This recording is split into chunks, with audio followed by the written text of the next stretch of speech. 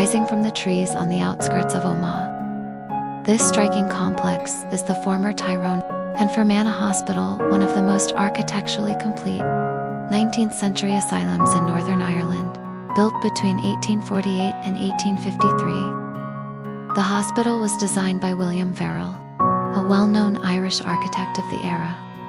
The buildings were constructed using Scrabo sandstone, with cut limestone dressings, and finished with steep slate roofs and rows of sash windows. Even from the air, the layout speaks of order, symmetry, and purpose, hallmarks of Victorian institutional design. This was an era when mental health care was shifting away from poorhouses and prisons.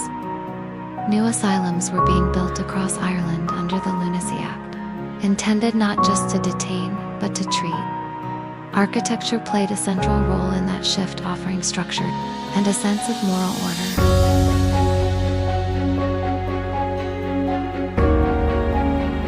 At the heart of the complex is the central administrative block, marked by a prominent and dignified entrance. This was where patients first arrived. The grand stone steps, large sash windows, and balanced design were meant to reassure families, reflect authority, and symbolize the ideals of the institution. Extending from either side of the main block are the patient wings. Patients were separated by gender, age, and diagnosis. This was standard practice at the time. Each wing was laid out with wards, day rooms, workrooms, and sleeping quarters. The repetition of gables, chimneys, and narrow windows shows how functional design and institutional routine were tightly intertwined.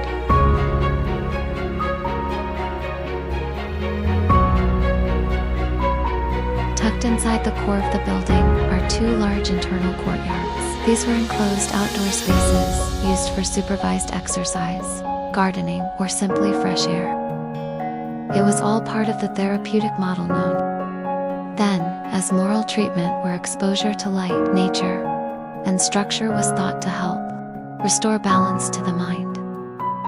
Beyond the patient wings lies the industrial quarter, a warren of outbuildings that once included the kitchens, laundry, workshops, stores, and boiler houses. Patients worked here as bakers, tailors, shoemakers, and farmhands. It was seen as both productive and therapeutic work as part of recovery. The water tower rises above the complex, a more modern addition, but still part of the original philosophy. It supplied pressurized water for heating, sanitation, and laundry. On the edge of the site stands the Roman Catholic chapel, built in Gothic Revival style, with pointed arch windows, a gabled porch, and buttressed stone walls. Services were held here regularly for Catholic patients and staff, recognizing the role of faith in daily life and recovery. Hidden further back among the trees is the Church of Ireland chapel, smaller but equally detailed. Its presence reflects the careful attention paid to the religious backgrounds of patients, ensuring that worship could happen in a familiar, separate space without leaving the hospital grounds. At its peak in the 1950s, the hospital held over 1,100 patients, supported by hundreds of staff and a vast infrastructure.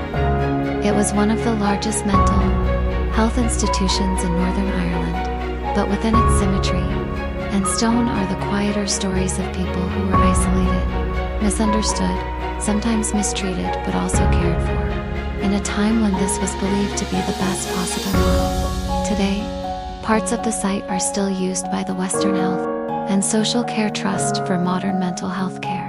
The rest stands largely silent, a monument to a very different era of medicine and belief.